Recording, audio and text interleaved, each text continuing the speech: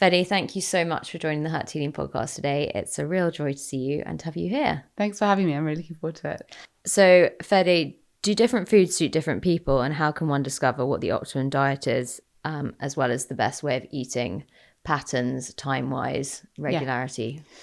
Yes. So we have to think about the fact that every one of us is different. So we all have different needs based on lots of different dynamic things. So the first one that I'm very interested in is looking at the life course. So where are you in your life course, which means how old you are, but it also means what your current phase of life is that you're interested in. So when we think about life course nutrition, there's some really clear windows where there's an extra need for focusing in on nutrition. And these are early years. So the first couple of years of life are critical. Then mid-childhood, there's another growth spurt and a real change in lymphatic tissue. So like your immune system's rearranging itself. Then in teens, it's brain health, it's hormones. There's sort of phases which have very obvious touch points.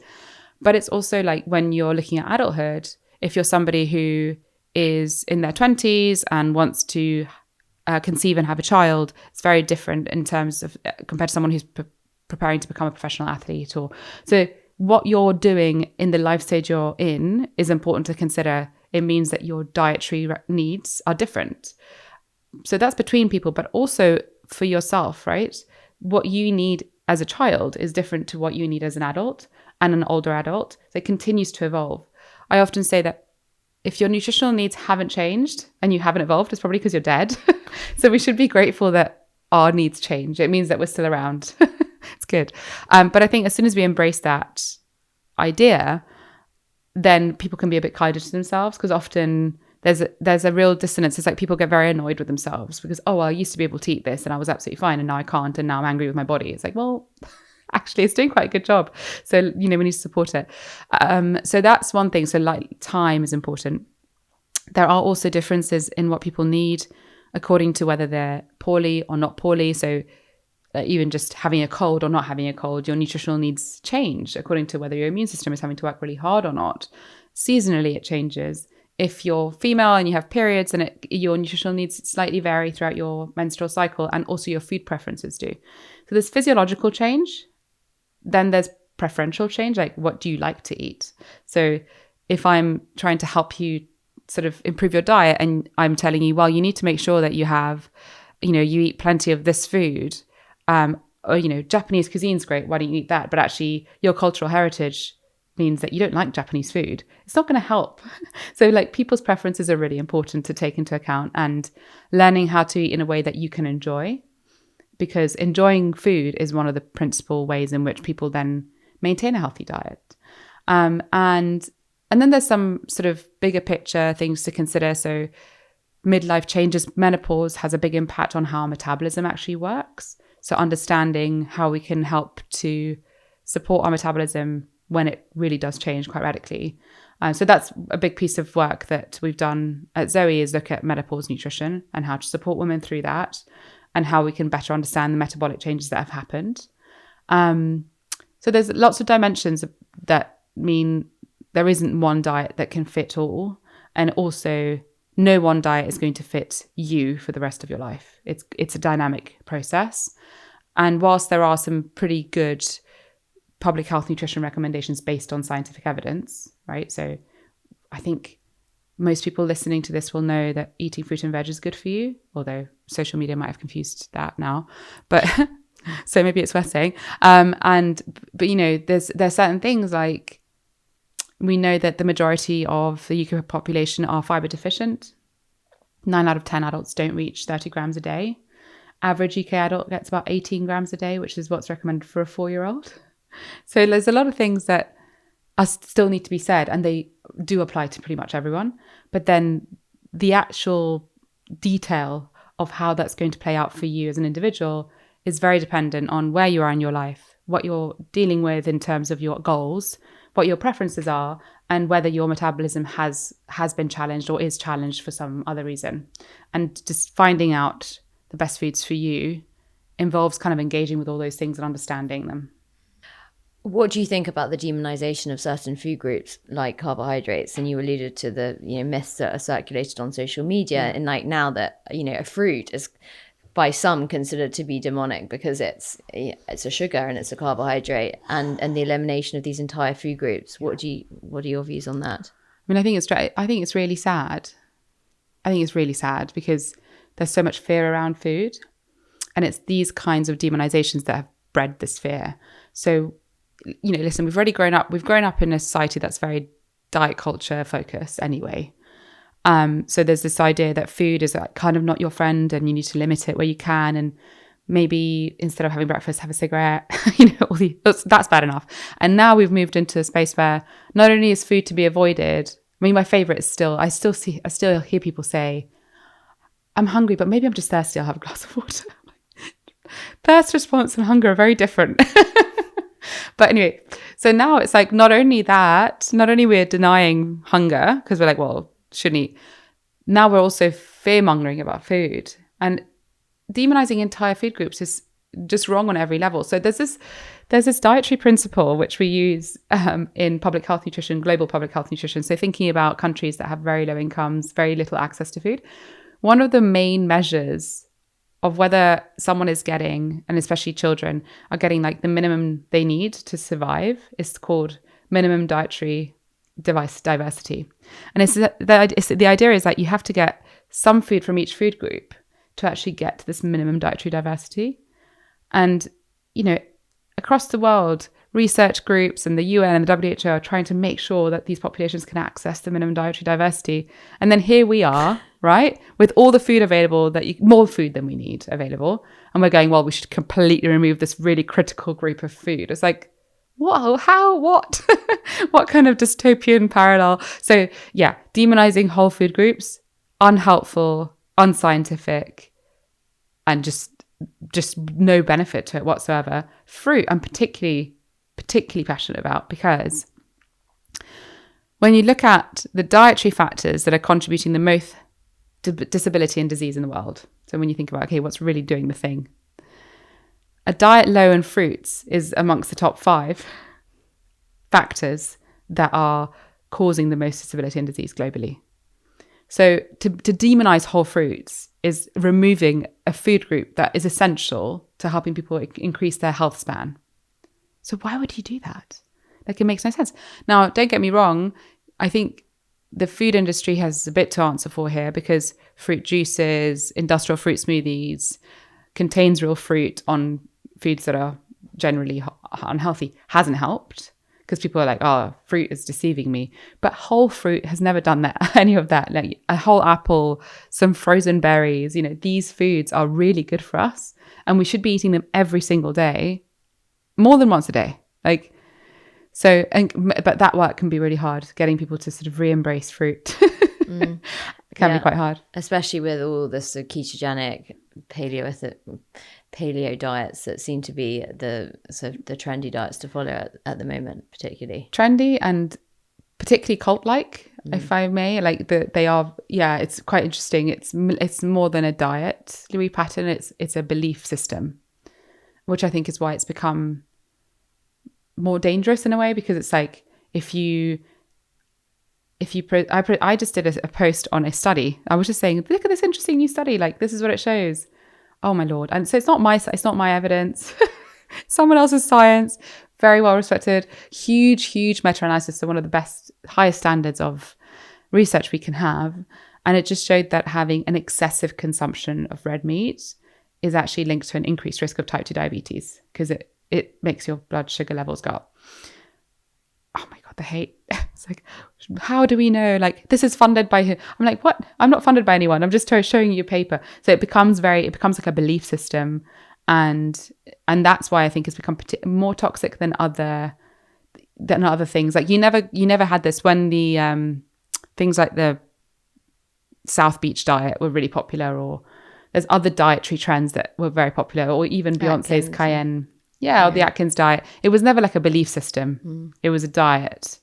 But now I would say carnivore more than any other has become a bit cult-like. Yeah. It's like, if you don't understand why we should all be carnivore, then you're the one that doesn't understand anything. And so it's a shame. But I think each to their own, until the only time I get very upset is when I see people recommending this for children. So this dietary exclusion with children, I think, is where, you're potentially doing the most damage. And how about intermittent fasting and 5-2 diets and people who have one meal a day? And I think the more evidence we have suggests that maybe men are more responsive to it, whereas actually as women, for our hormonal health and just keeping us in a sort of more balanced, mentally healthy state, it's just not ideal. Exactly right. Yeah. So I think the fasting became very popular, and there was a lot of interest in it because of the animal studies and the cellular studies. And so there was this real moment where it's like, oh gosh, there's something there about giving your cells and your body a break from food. And listen, so we ran the world's largest time-restricted eating study. So 40,000 participants. I was called the Zoe Big If, which was a good title. So we found that when you just ask people to have an overnight fast, so don't eat for 12 hours from 9 p.m. till 9 a.m., which is fairly normal. Most people to do that had to reduce their eating window by just an hour and a half. So it was usually the late night snack that sort of fell off. And that helped people have more energy. It improved mood. Great, nice. That's that. Time restricted eating. So this idea, which is just a fancy way of saying don't eat at night, makes good biological sense. We are diurnal animals, so we're animals that are supposed to eat and be active in the day. So where we can help our circadian rhythm, our body clock, to do that by eating at roughly the same time at breakfast and roughly the same time at dinner, and make sure you're having 12 to 14 hours overnight where your body isn't digesting, your liver can rest, your gut microbiome can repair that mucin lining and make everything happy and intact. That's where you see a benefit. This very prolonged fasting, this trend of doing super long fasts and water fasts, there is really very little human evidence to support that at all. The human evidence we have is in some small studies with people who have obesity. And in some cases, it can help them to lose a moderate amount of weight, but no more than if they just restricted their portions in the day. So it doesn't have a magical effect. Now, to your point, when we think about it was propagated by a very popular influencer. And I think for me, in my clinical practice, I've never had more women come to me in clinic as a result of any one person's book than this person's book. This idea that we have to fast for prolonged periods to support our cycle comes from no science. And in fact, when you look at the science, it's the opposite is true.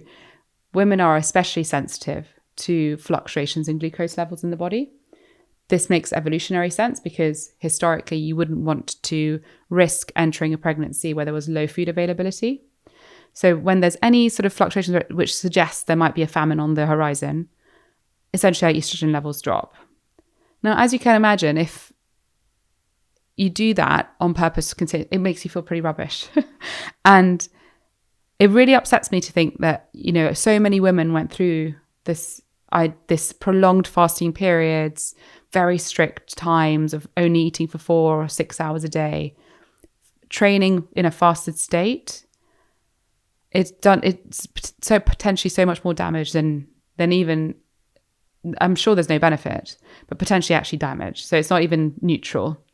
And we know especially for premenopausal women, so women who still have estrogen production, that is detrimental, if anything. And very good exercise physiologists like Dr. Stacey Sims have looked at the research to see what is ideal for women to build good muscle mass, good bone mineral density, is training in a fasted in a fed state. So training in a fed state for women is especially helpful. Now in men, there is some evidence to suggest that men who sometimes, not all the time, but sometimes train fasted, it seems to have some positive cardiovascular effects. So, for some men who are looking to optimize and they're really at that top 1% level of optimizing their health, there might be a case for doing a fasted run once a week. But for the vast majority of people, it doesn't have any special effects. And for women, it can actually be detrimental to have a prolonged fasting period at all. I mean, speaking from experience, I mean, your body just goes into that, like, ketosis of state, and actually you start breaking down rather than building. And that then starts, for people who are severely restricting, you then get issues with your bones, and, your body starts leaching from other resources. Your period stops, you become amenorrheic, and then you could run into all sorts of problems. And I think people need to hear more about that, because actually it's really not healthy. But again, it's so ingrained now in this culture we're living in that it's very hard to unwind the messaging. Yeah, I think you're right. And I think it's like, so sometimes people will speak out. So Jamila Jamil spoke out about the fact that she has very low bone mineral density for her age because she restricted so severely earlier in life. And I think we have to understand that, like, in our 20s, which is often also when women are very susceptible to this kind of messaging, and their body image might be suffering, and it's a very sort of delicate time, if you will, for that. That's when your bone mineral density capacity is like ramped up. So from teens to 20s, right? If you're restricting at that age and then also training extra hard, the long-term consequences are the things you can't see at that time. And so I think you're right. I think speaking about it more and just making it really clear for women, like, please don't do extended fasts.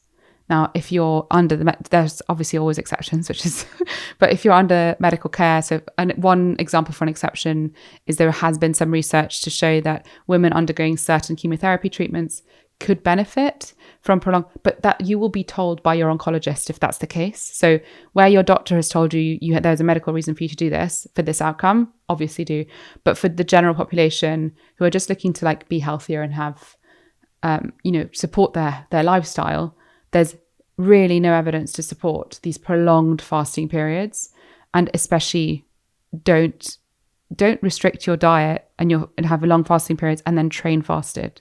Because as you said, it's the long-term consequences on body composition and on mental health and just on generally exhaustion and reproductive health are actually quite serious. There's women as young as sort of 28 presenting with low bone mineral density because of early life restriction. How do you think we change the narrative from seeing food as such a source of anxiety? And again, it has been demonized for a lot of women, especially with eating disorders, and men now, and see it actually as our ally, our friend. Food is nourishment. And a doctor once said to me, you've got to reframe your narrative around food and see food as medicine. Yeah. But it's incredibly hard for a lot of people because they see food as translating into weight. And in the society, weight, unfortunately, is, translated with lack of self-control, lack of self-discipline. Yeah. And it's so multifaceted. Yes. And it's getting complex again. It's kind of gone backwards thanks to Ozempic and other GLP-1 agonists, because now, like, oh, well, being thin is easy again. Let's just do it. So yeah, so what the term that describes this switch in how you think about food is sometimes called positive nutrition. So instead of talking about what you shouldn't eat and you should eat less of this and you should cut this out, it's talking about what to eat more of. So the reason why I love to point to this research around what are the dietary habits that actually are problematic for health, the things that are driving ill health are things that we're not eating enough of. So when we think about it like that, it's that actually you need to be eating more fresh fruit, more whole fruit. You need to be eating more legumes. You need to be eating more nuts and seeds, more whole grains. Whole grains is the top one, actually. So like when you start thinking about it that way, it's like, okay, I want to live possibly a longer life, but certainly the years I'm alive, I want to be healthy. So I think a lot of people are more interested in reducing the health gap so the health gap refers to how many years are you living in poor health? And at the moment, it's about 20 years of poor health. So people live to about 80, but from about 60, they start having morbidities. We want to close that gap, actually, because most of us would want to live. 80 is cool. Like some people want to live to 100, but the point is you want to live only maybe the last few years in poor health. You don't want to be 2 decades in poor health. So closing that health gap, one of the best ways we can do that, if not actually the best way, is by eating foods that support that. And it's very clear that what we're not eating enough of is the problem. And when you start adding more whole grains to your plate, and so you've had you put maybe 2 spoonfuls of barley on your plate because you've batch cooked it keeps in the fridge for 5 days, so it's great. And then you're going to put a spoonful of beans in there. Okay, you've done whole grains, you've done beans. You're going to add a sprinkling of of nuts or seeds or both on top, great. Then maybe a leafy green that you haven't had for a while, some chard, make that. So you start building your plate in a way that you're adding all the foods you're not having enough of. Some oily fish, or if you don't like fish, maybe it's walnuts or chia seeds. So omega-3s in some form. Then suddenly half your plate is new things you're not eating enough of. And then you can add like your favorite tortelloni or whatever it is that you normally have for lunch, right? And you've suddenly built a plate up that is really addressing the things you're not eating enough of and still leaving some space for the foods that you're familiar with, that you like.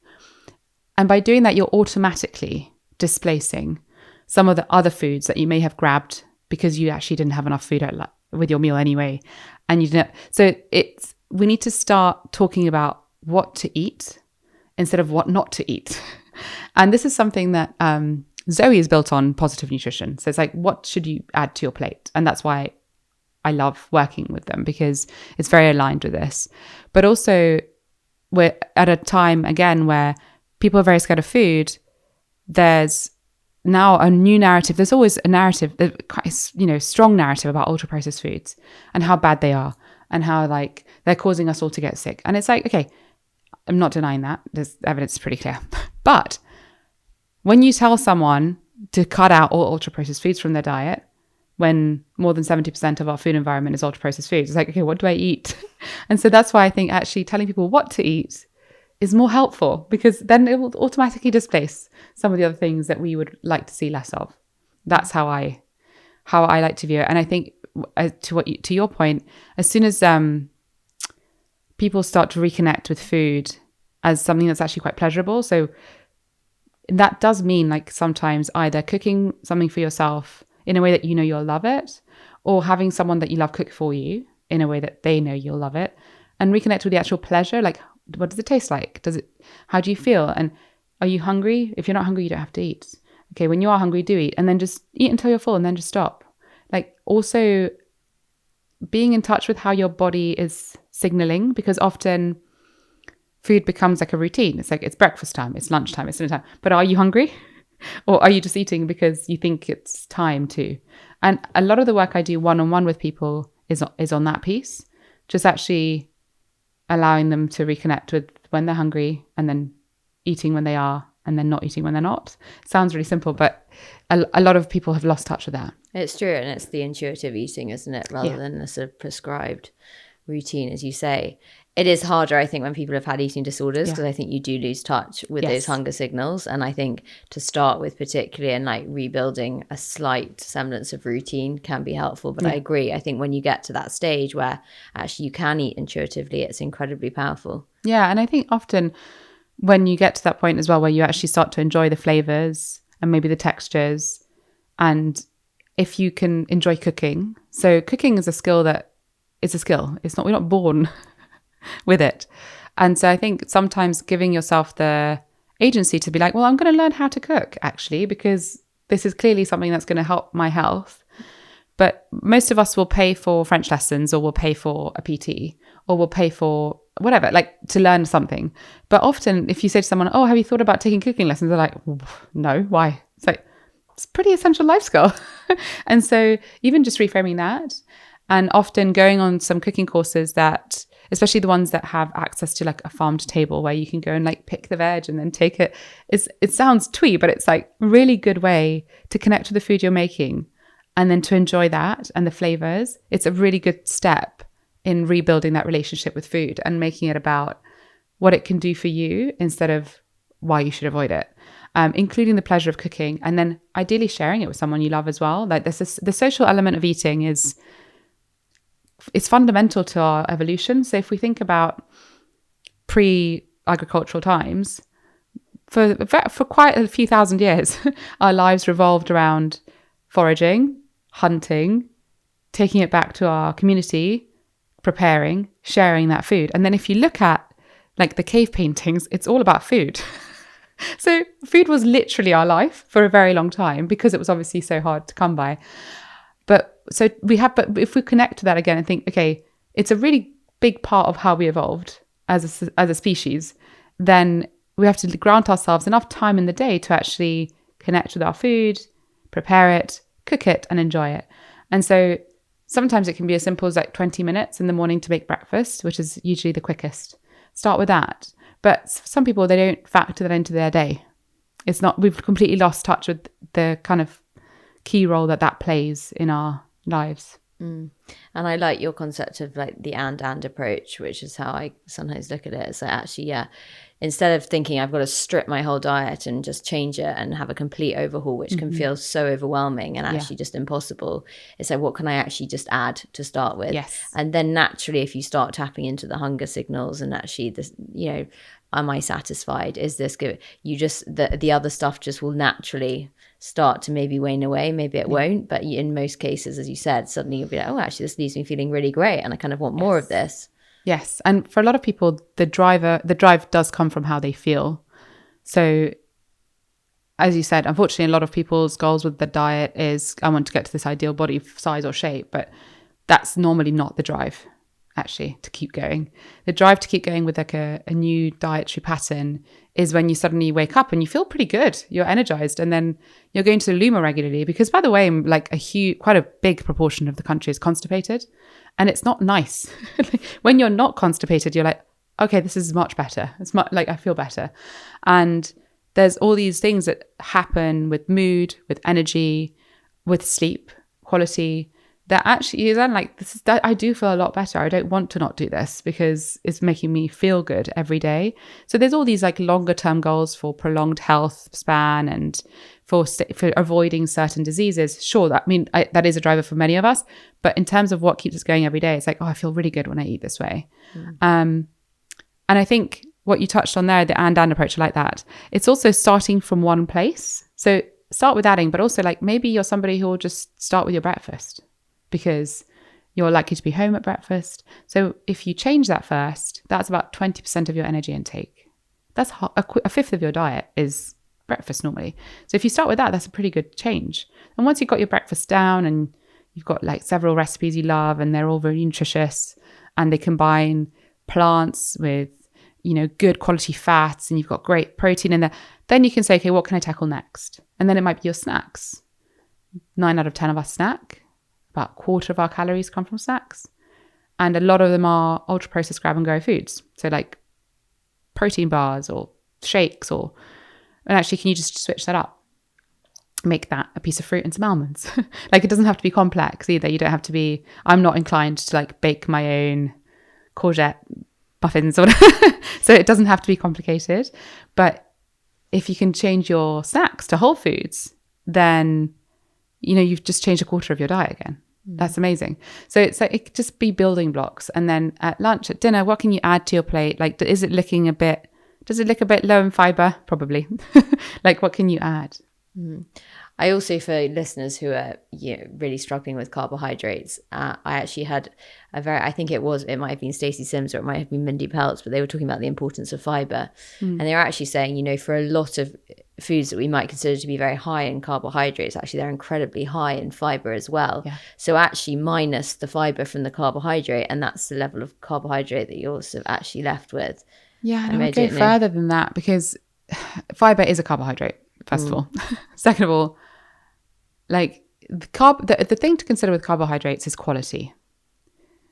So poor quality carbohydrates, such as drinking soda or such as eating an iced bun from the supermarket, is not good for us to eat every day. Like, it's not something we should have in our diet regularly. There's no nutritional benefit to them at all. Like, you might just fancy drinking a soda or you might just fancy an iced bun. That's different. But it's not giving your body anything apart from a bit of a challenge to like get rid of that sugar quickly somewhere. So it's quality. High quality carbohydrates, like those found in whole grains, like the ones that we find in nuts and seeds, like the ones we find in vegetables. All vegetables have carbohydrates, right? Then those are the ones that are actually directly benefiting us, both whether they are fiber or whether they are starchy carbohydrates. Starchy carbohydrates from high quality sources tend to come in a more sort of solid food matrix. So the food matrix is what you'd consider as giving food their shape. So, okay, let's take a sweet potato, right? Sweet potatoes are starchy carbohydrates. They are very clearly shaped. And when you eat them, you're breaking down the food matrix to even access the starchy carbohydrates inside. It's not useful to think about carbohydrates as fiber minus, or because that's not how your body works. Like, the fiber is not only creating more of a food matrix, which actually just makes the carbohydrates harder to extract anyway. It's providing other benefits to your gut microbes. The gut microbes themselves help to regulate how your blood glucose responds. So let's not be reductionist with food. The quality of the food is our best proxy to how healthy it's going to be. Now, if we look at some of the longest living populations, like Okinawans, 80% of their calories come from sweet potatoes. It's almost an exclusively high carbohydrate diet, and they're incredibly healthy. So carbohydrates are not the enemy. The quality of carbs is important, but I would urge anyone who's struggling with carbs not to try and maths their way into being friends with them. Think instead of high quality carbohydrates, they contain many other nutrients that are directly beneficial. And so as a whole food, they provide so much more than just what the carbohydrate itself. So as long as the only thing I would be mindful of is free added sugars in your diet, because they don't come in nature. That's something we find in whole foods. And that is associated with poorer health outcomes. But otherwise, when we're talking about carbohydrates that come in whole foods, especially high quality plant foods, there's no maths to it. It's just more is more nuts and seeds, more whole grains. Like, have whole fruits in your diet. You can overdo it with whole fruits, but that's quite rare. Have a variety of these foods. But really, a high carbohydrate diet is healthy when the Mediterranean diet we described earlier is a high carbohydrate diet. Yeah, I mean, I think some people just struggle with, I think, again, it's a tiny minority of people, but things that like processed grains that are in bread, for example, now a lot of people are saying, if you don't have heritage wheat, then wheat is so over processed, it's very sprayed, it's kind of, and I think, there is this like worry, and this is more tied in with the ultra processed foods and with the industrialized food system. And I think, if on the grand scheme of things, even if you are eating a supermarket bread, if it's a whole grain supermarket bread, it will be contributing some fiber to your diet. And as long as it's not the main food, so as long as it's not in your diet several times a day as the main source of energy, I wouldn't worry too much about it. It's a bit like a lot of people are worried about oat milk at the moment. And oat milk, in terms of its composition, is quite similar to cow's milk, like carbohydrates, fat, and protein. But most people will have maybe 2 splashes of oat milk in their coffee or their tea a day. It's not a lot. It's not a lot contributing to your overall dietary intake. There's also no reason to believe it's going to be bad for you. Rapeseed oil is not toxic, and that's often used as the emulsifier. We need to just take a step back and think about the things that actually have a big impact. So whether you're buying heritage grain, so I'm Italian. In Italy, we have like 91 types of wheat because we resisted the unification of wheat industry, right? Fine. Of course we did. So arguably, do you get more diverse and more heritage types of wheat in Italy? Yes. Do we have better pasta and bread? Sure. But is that the thing that makes our diet better? No. So we have to weigh up the balance on what are the things that we're going to spend a lot of energy and time and effort on, and what are the things that are just nice to haves. And I would say that the majority of our energy and time needs to be spent on building a really good diverse dietary pattern that contains a lot of helpful foods. And then once you get there, and if you do, you're like in the minority, you're like in the 1%, right? Once you get there, then you can start thinking, okay, well, could I introduce some more interesting grains to make my own bread at home? So Dr. Vanessa Kimball is like the queen of sourdough. Do you know her? Mm. And she makes her own like sourdough bread with like all of the whole, I'm like, one day I would love to be that level of expert at making like incredibly healthy bread. But pick your priorities. And I think for the vast majority of us, it's just getting that foundation right. That will have a big impact on your longevity, on your health span, on reducing risk, and on feeling better day to day. Then let's crack on with making some sourdough. Yeah, exactly. I think keep it simple to start with. And like you said, hassle-free food goes for the apple and the almonds for the snacks rather than trying to make it too complicated and making your own protein date balls or whatever. Yeah. What do you, I mean, obviously you work for Zoe, so maybe have slightly biased opinions about continuous glucose monitors, but do you think that they can be helpful, and do you think they should be something that everyone experiments with at a particular time? Yeah. Or are they suitable for particular people? So I actually don't think they're for everyone. So you can do Zoe without the CGM. Are they useful? Like, yeah, listen, they offer us a completely new way of looking at blood glucose fluctuations that just wasn't available before. So the way I think about this is similar to blood pressure.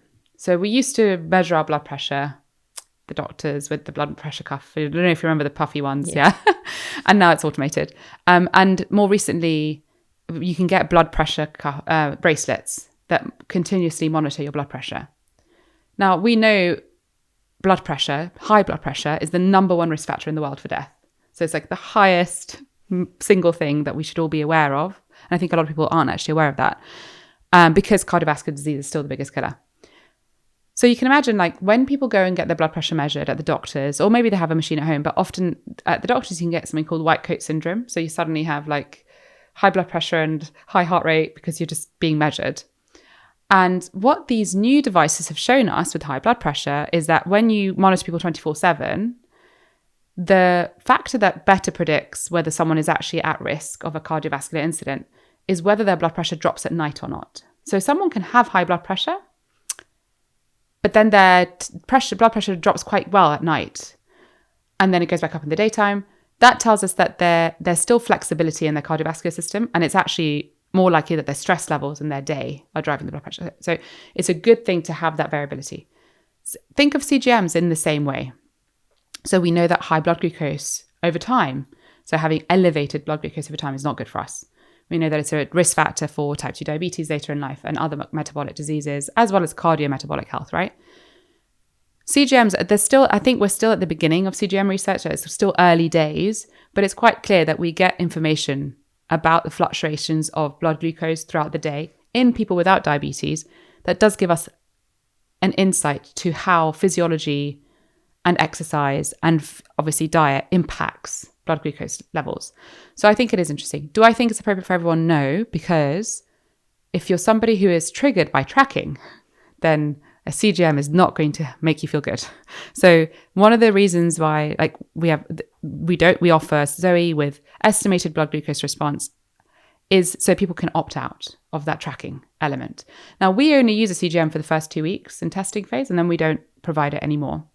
So the way we use CGMs, which I do think is exciting, and maybe I am biased, but it's cool science, is that we actually ask you to have a very high sugar cookie when you have your CGM on at a very specific time point, and then a second high sugar cookie meal. And what we look at is how does your metabolism react to what is essentially a metabolic challenge. So this cookie is definitely a metabolic challenge. It's got no fiber, loads of sugar, loads of fat. And we just want to see how metabolically fit are you? Like right now, how is your metabolism going to handle this? And that gives you a dynamic measure of metabolic health. So HbA1c, a static measure, some of these measures that we use in blood tests are quite static measures of where you're at. This gives you a really dynamic view of like, how did your body respond to that challenge when we gave it to you? And I think that's exciting because it gives you a bit more of a picture of somebody who may not have high HbA1c at all. Like it takes a while for that to go up, but their metabolic response to that challenge was actually not that great. It took them a long time to deal with it. Now, it doesn't mean that anything's wrong with that person and it's not like, doesn't indicate pre-diabetes, but it just means that there's something about your metabolic fitness at that point that could do with some support. And that's what we look to provide with the dietary recommendations we make. So do I think that they're going to be more used in the future? Yes. I think they'll become part of like your yearly way of assessing how you are. I think the UK is particularly behind compared to Europe and the US in terms of yearly checkups. Like we all kind of avoid screening here. We're like, nah, it's fine. Whereas Europe and the US have much more of a culture of like just keeping tabs of what's your baseline. So before something happens, what's a normal? And I think that I can totally see how CGMs for a couple of weeks but will become part of that narrative of like just seeing how things are doing. And for me personally, I think this dynamic testing, we only really do it so like a similar concept as the oral glucose tolerance testing that you do when you're pregnant to check for gestational diabetes, or you do when you have suspected diabetes. And that's a sort of, it's a similar concept. You go in, you have a very high sugar drink, and then your doctor or nurses monitor your blood glucose levels after a set time.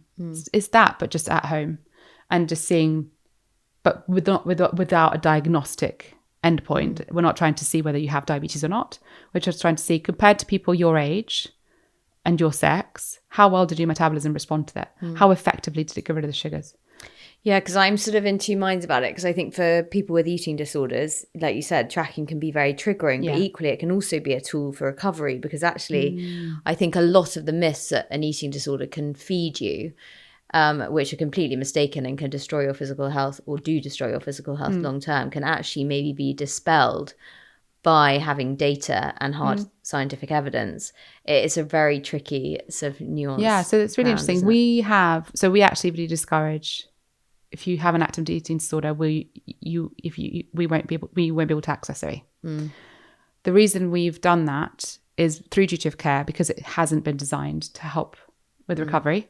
And as I was sort of alluding to earlier, I think it's a specific subset and a specific subspecialty. Supporting someone with an eating disorder is not the same as supporting the general population to have a healthier diet. Yeah. So we have it as an exclusion criteria. But I hear what you're saying. I think there's that data, you can't change what you don't track. And so data does give people agency to actually change something and see how it's changing. And I think that's why people do find Zoe very helpful, to find a better way to understand their dietary patterns and to keep striving towards having a healthier dietary pattern in a positive nutrition approach. But I think for us, like, just when we think about the people working at Zoe, and there's a few of us who have clinical roles, dietitians, nutritionists, and we just want to make sure that we don't step outside of what we can provide. So actually active eating disorders are an exclusion criteria for us, exactly for that reason, because the last thing you want to do is trigger someone because you're asking them to track what they're eating, or because they see the CGM patterns changing. But, interestingly, people are often quite shocked that their blood glucose goes up when they go for a run. I spoke to someone who said they stopped running. I said, why?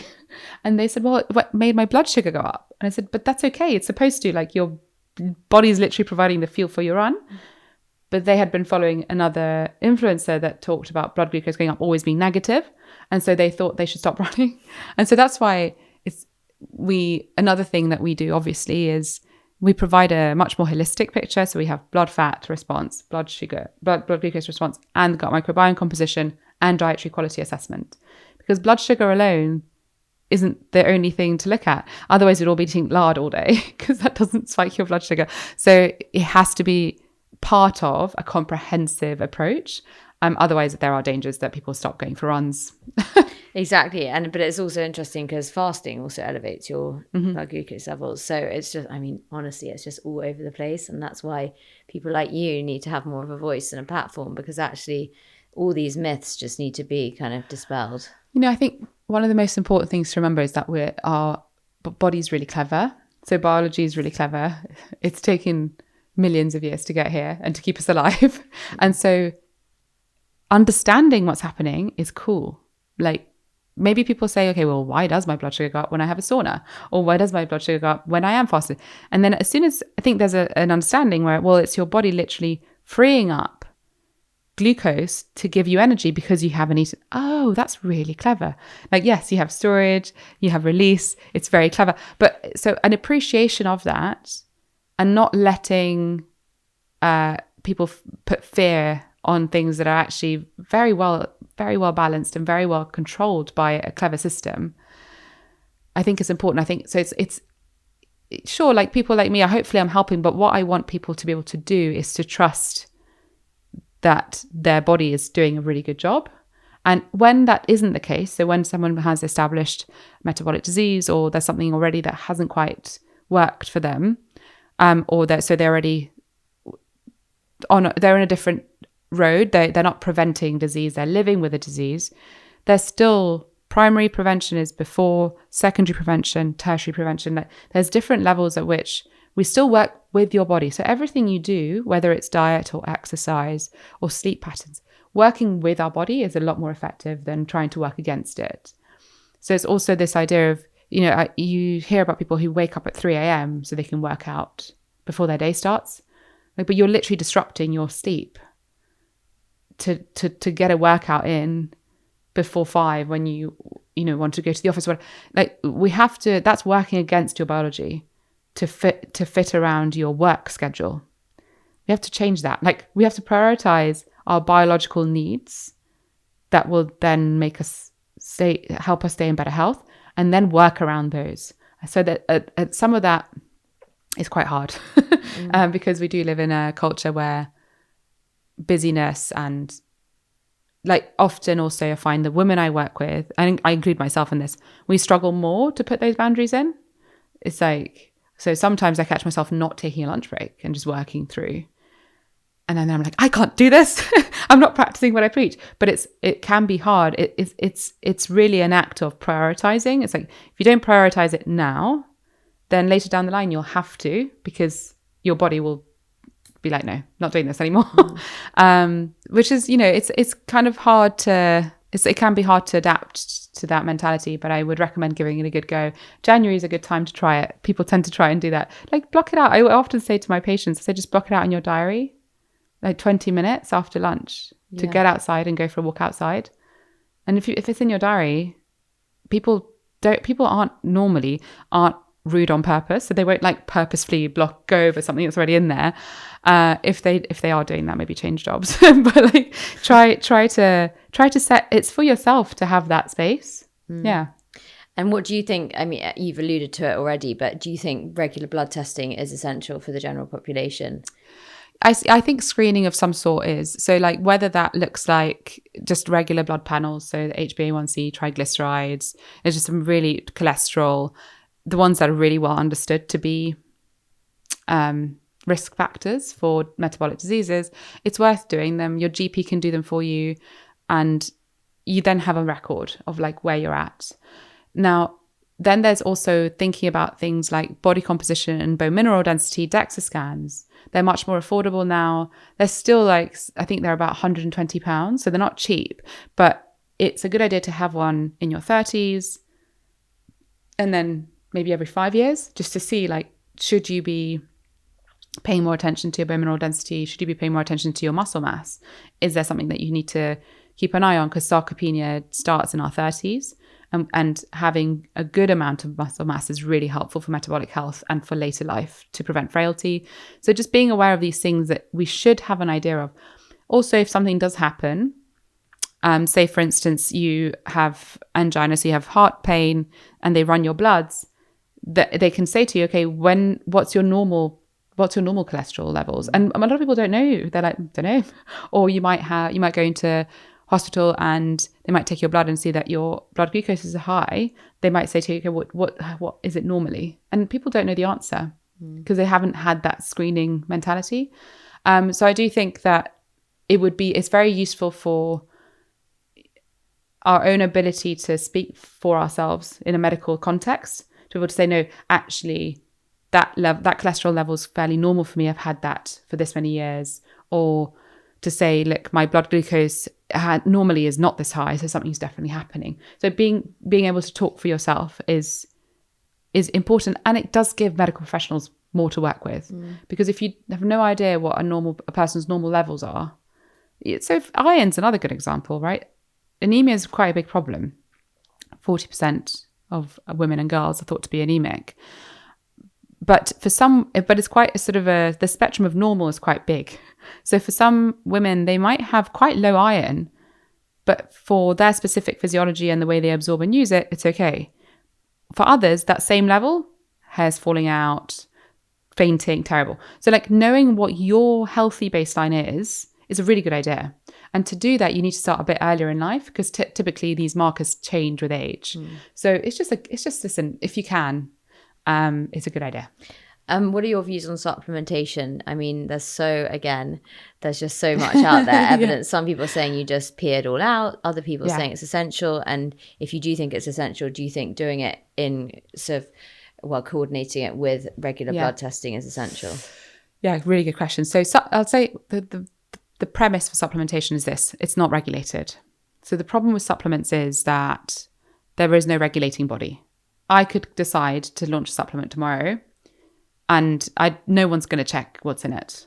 And I can make health claims based on what I put in it. So if I say I'm putting this much calcium in this supplement, then by law, I'll be allowed to say supports your gut health. Calcium and gut health, tenuous link, by the way, but cool. For enzymatic properties, fine, cool. Enzyme function, cool. So there's the cynic in me, all right? So this is not the case for everyone. So we'll get to that in a minute. It's a very easy way to make money. You can make a pretty cheap product using very industrial ingredients. And if you get it in high enough levels, you can make loads of claims, because calcium's got one, vitamin K's got one, copper's got like 5, iron's got. So you can then have this supplement made with really cheap ingredients that basically says like supports energy, mood, fertility, like hair, like everything, skin, gut health. And it's like, oh my God, it does everything. I'm going to take it. What's the problem with that? Well, 99.9% of supplements have never tested, because they don't have to and it's expensive, have never actually taken their mix and given it to humans to see if it does the thing that you say it does, right? Because the health claims, and this is a problem with, like a wider problem, I guess, with the way health claims are made, the regulation is there to keep consumers safe, but obviously it can be manipulated for marketing. So you can have all the health claims on pack without proving that the product does actually do the health outcome. So you can create a supplement, a de-bloating supplement that supports gut health, it's high in calcium, and you can call it a de-bloating, gut-supporting supplement without ever proving whether giving it to a human helps them de-bloat. That's the problem. So then you look at supplements who try to do a better job, and there are some companies out there who do their own, they do third-party testing, so they give their supplement to someone else and they say, does it have the thing we say it's got in it? Because taking a step back, some supplements don't even have what they say they have in it. So Holland and Barrett, they did a big survey, and it was like more than half of them didn't even have any of what was on front of pack. So you'd buy a vitamin B complex and then they'd analyze it and there was no vitamin B complex in it. So sometimes you're just buying filler. Just such a waste of money, but here we are. Anyway, say you're buying non-filler. So you've bought this product, which does have the thing it's got that says it does in it, but the health claims are related to a health claims bank that's not actually relevant to the product itself. And then there's some companies who will do that, but then they will at least test it to see is what's in it right? Is it made with high quality ingredients? And so this third party approver will give it a big tick and say, yeah, they've actually done a good job here. That's a minority. Then you have the minority of the minority who've actually tested the product in humans for health outcomes. Okay. And that's a minuscule amount. That is a handful of brands that have done that. Handful. And then even with those brands who have tested in humans, the testing in humans, like, is it what you're taking it for? So one well-known brand has done some really good randomized control trials looking at reducing constipation in patients with Down syndrome. Did a really good job. Brilliant. What are you buying it for? If you're buying it because you're hoping it's going to reduce your indigestion, their trials don't point to that. But then this is cognitive overload for most people because they're like, well, what am I supposed to do? So I think there's some very clear cases where supplementation is important. One of them is pregnancy.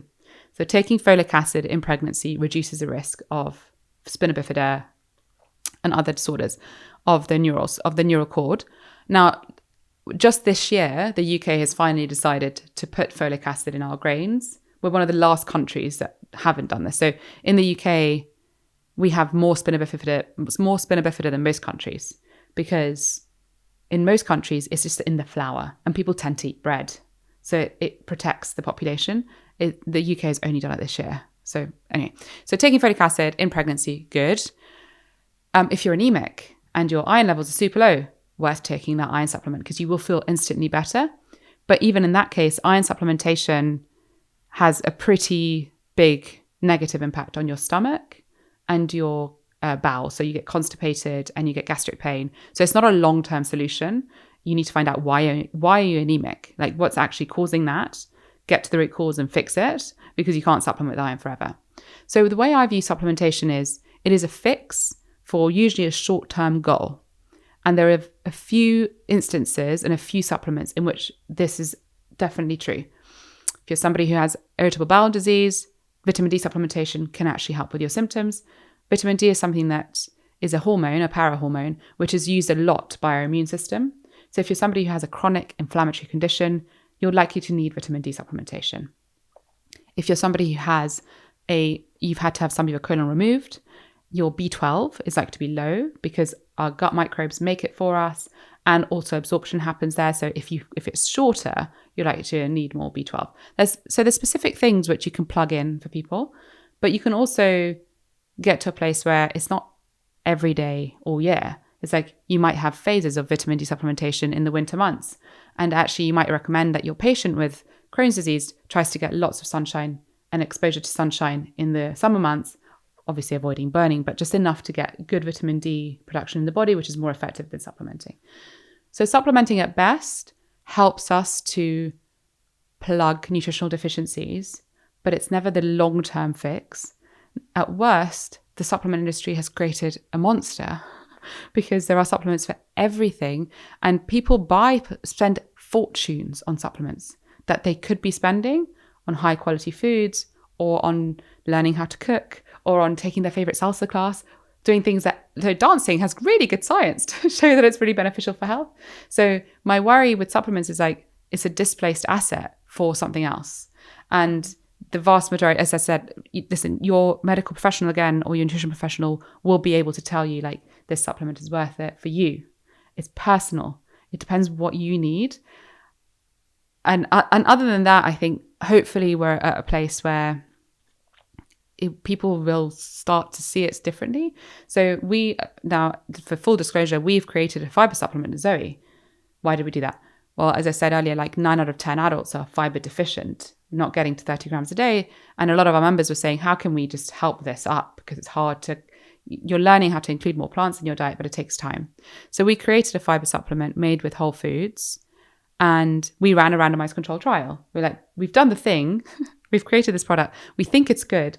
We made it with whole grains and lentils, and we've put fruits in there, and we've put like lots of the food groups that we know are lacking in people's diets, and we've made it high fiber. 1 scoop, 5 grams of fiber, great. But does it actually do anything? So we did. We paid for a randomized control trial with over 200 participants, and thankfully for us, we saw that it did the thing. So it improved gut health and it improved mood and all these things. Great. Now, we're not allowed to talk about that though, because it's not a health claim, but that's fine. So hopefully we'll get to a point where if someone wants to create a supplement that they believe is actually going to have an impact on health, right? So you're creating something to help people as opposed to just a successful product. And I'm not knocking successful product as a great aim to have, but I think when it comes to people's health, we need to separate those. Then testing it should become mandatory. So, and I'll name others who do this. Heights, they've actually had third-party testing for their probiotic, right? Simprove, they've done randomized control trial to prove their product actually does something. So there are companies out there doing it, but it's the minority, and we should support those who do it that way. So because they've actually put the money and the effort to show that the product they formulated is having a health impact, isn't just a cool product to make money with. Do you recommend that everyone who has been on prescription medication, and I think particularly SSRIs or antidepressants, should be taking a probiotic, something like Simprove? I mean, what are the effects that you see it has on the body and gut health? It's really interesting. SSRIs are really interesting because they have an effect on the gut microbiome composition, but also the gut microbiome composition has an effect on their efficacy. The interplay between the gut microbiome and pharmaceuticals is actually really important to understand, especially because now we have polypharmacy. So we have people who take several prescription drugs that all have their own effect on gut microbiome composition. So, and then in turn, that affects how effective they are. So for example, paracetamol is another one. your gut microbiome composition determines whether it works for you as an analgesic or not. I take paracetamol, it does nothing for me. Like, I go straight to the ibuprofen, right? So SSRI specifically, should people take probiotics like Simprove? I think the evidence is much stronger for the dietary change. So if you're someone who is taking SSRIs and you want to support your mental health with also dietary change, I would go for the food that we talked about before any supplement. And then if you have the food down and you're feeling good and you've made progress and you've got a high fiber diet with plenty of healthy fats and polyphenols in it, you know, and you've seen a change in mood and you want to see if you can do more, then certainly there isn't enough evidence to support which probiotic, to be honest, yet. But a multi-strain like Simprove, or a specific product like Heights, which is designed for the gut-brain axis, could be helpful, but I would certainly recommend doing it that way around. So do the dietary change first, see how you've improved, how that's helped with your symptoms and with your life quality. And then if you want to add an extra layer, do that after. So do the Heights, do the Simprove, see how you feel, and then perhaps you'll think, okay, that's really helped. And I would argue that whilst the probiotics could help, again, the evidence is stronger for prebiotics or for the fiber side. So you might try to take a high fiber supplement like Daily 30, or like there's other high fiber supplements on the market. One that's got some good clinical trial behind it is Myota out of Imperial College. They've done some really interesting randomized controlled trials. So take something that has been created with a health outcome in mind and with science behind it. But start with diet first. So I'll take our product as an example. It had good outcomes in the randomized control trial, but not as good as our actual Zoe dietary intervention. So when you look at the randomized control trial we did for Zoe, way better results, because diet is always going to be a bigger factor than a supplement. So start with the big one first and then do the cherry on top. And do you see that SSRIs lead to SIBO and increased gut permeability? So I don't have enough research knowledge on this, on the role of specifically of SSRI on SIBO and gut dysbiosis or gut permeability. So I don't want to talk too much about it, but what I will say is that there seems to be like a bidirectional role. So there's the dysbiosis and increased gut permeability is part of the etiology of mental health disorders anyway.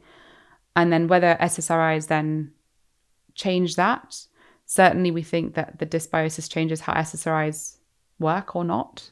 So that I think there's a bidirectional relationship that's going on there, and it will be highly individual as to whether it's helpful or unhelpful, whether it needs to change or not, whether it's effective or not.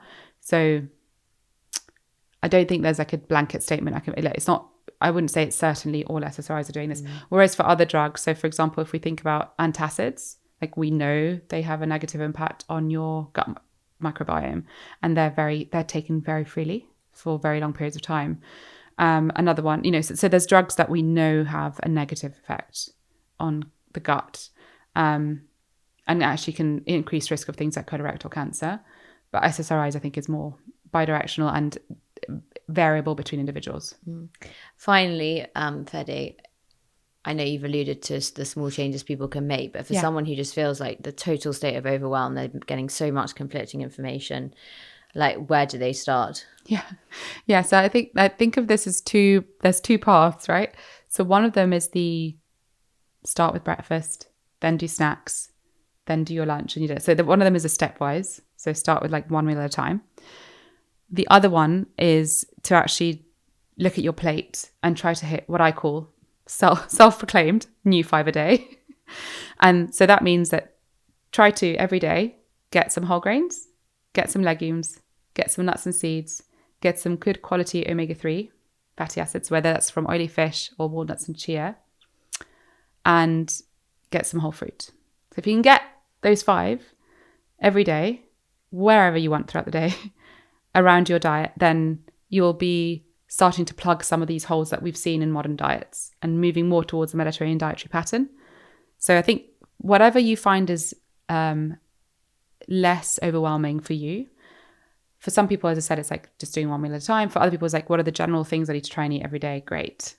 Then when you're in doubt, you can look up Mediterranean Dietary Pyramid, see what foods are featured on there, get some inspiration for that, of like the kinds of foods you should be eating more of.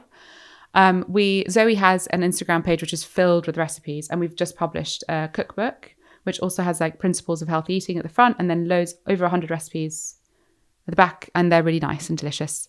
My book is a bit more info in it, so everybody should know this if you want to go a bit deeper into like the systems and homeostasis and how things work. And actually in the book I've also got a section on how to understand scientific evidence, so how to really start to know how much weight to assign to some of them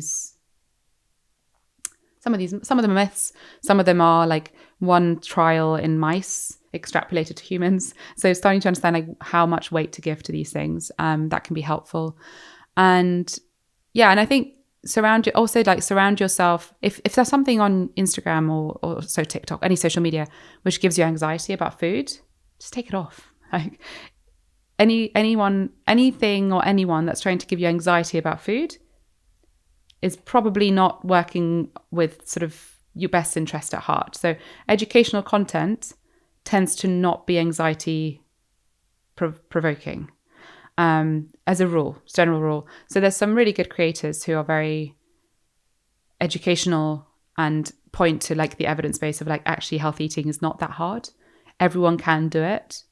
We just need some reminder of tools of how to do it. So that can be helpful to remove people from your life who are not helping you to feel like you can do this, right? And then I would say go back to the joy of food. Like find the things. What are the foods that you really enjoyed as a child, or what's your last favorite meal? And then rebuild that. Okay, be like, okay, I had a really lovely meal with my best friend. We went to a restaurant in Soho and we had a lovely time. Okay, cool. Do it again. And then build more moments of joy with food into your life. So remove the anxiety of delivering people and put more of the moments where you can actually enjoy it. And then start thinking about, okay, what should I eat more of? So it depends where you are on your journey. I'd say some people need to start right at the beginning of just learning to enjoy it again and then what to eat. For some others, they're a bit further ahead. And do try to follow people who have the credentials to talk about food as well. Nutrition is actual science. So in the same way that I wouldn't talk to psychology, I'm not a psychologist, or I wouldn't talk to oncology, I'm not an oncologist. Like nutrition science is its own discipline, and so worth looking for someone being a registered dietitian, a registered nutritionist. And it's not anyone who is in this role, if you question them, if you said to me like, why should I trust you?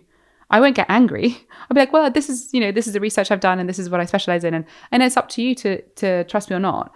But anyone who's like, how dare you? It's like, well, I mean, it's good to ask questions. And if it seems a bit off, especially, there isn't a miracle cure. I'm curious to know what would be your last meal on earth. Ooh. What's your favorite thing? So I'll say what I say now is going to be different to what I would say in the summer because I'm quite. But give right us a now, winter and a summer option. Okay. So I'm obsessed with pasta with borlotti beans, and I make it for myself all the time, so it's not even rare. But basically, it's like slow cooked soffritto with tomatoes, and you put the borlotti beans in and you slow cook it. Sometimes rosemary, sometimes sage, depends how I feel, sometimes both. And top that off, like really good durum wheat pasta, al dente, rigatoni, so good. Or ditaloni, which is like shorter. And then delicious, like really high polyphenol extra virgin olive oil, the one that kind of slightly stings, lots of parmesan on top.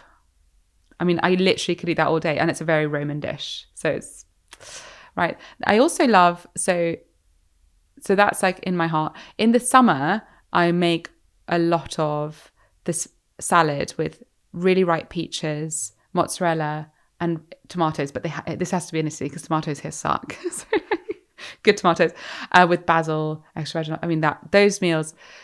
So a variation of those things, and I love food, so it's quite a hard one for me to keep short. But those two are definitely on the top 10 list. I love pizza when it's like, freshly made. And I don't eat meat anymore, but I have a memory of my grandma's lasagna at Christmas that like still lives with me, and I'll make it for my family. Which is, the smell of it is like, delicious and stuff. So yeah, loads of different things I love. I also love any combination of Greek yogurt, like a whole yogurt, Greek yogurt with nuts and honey and a bit of tahini.